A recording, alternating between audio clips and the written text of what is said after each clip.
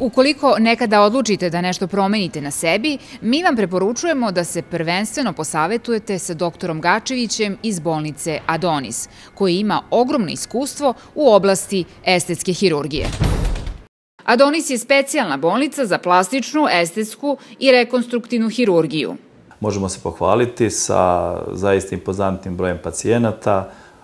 Već imamo negde oko 2500 operacija u totalnoj anesteziji, oko 12.000 ambulantnih intervencija i već ne znam koliko ugrađenih filera, hialurona, botoksa i tako dalje. Najčešće operacije koje se rade u bolnici Adonis su operacije grudi i nosa. Uglavnom se bavimo estetikom i to je nekako ajde kažem, naše opredelenje, ali nikako ne mogu reći da u ovih, kažem, velikom broju totalnih anestezija nismo imali rekonstruktivnu hirurgiju.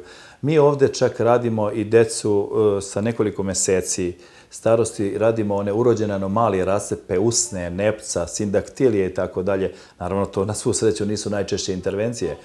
Najčešće intervencije su upravo estetika lica, nos, a zatim grudi.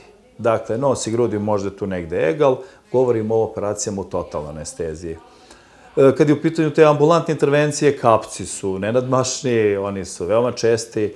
Sad, zimski period, na ovim ferijama imamo dosta operacija uši, to su, po znacima navoda, klempava deca, pa dajte da ih malo, estetski doteramo, i ove sitne intervencije, takozvane ambulantne intervencije. Koncept bolnice Adonis bazira se na savremenim hirurškim dostignućima, koja se upotpunjuju redovnim učešćima na svetskim i domaćim kongresima, simpozijumima i ostalim predavanjima. Sve to stručnom timu bolnice Adonis omogućava da prati i primenjuje najnovija svetska dostignuća u oblasti estetske hirurgije.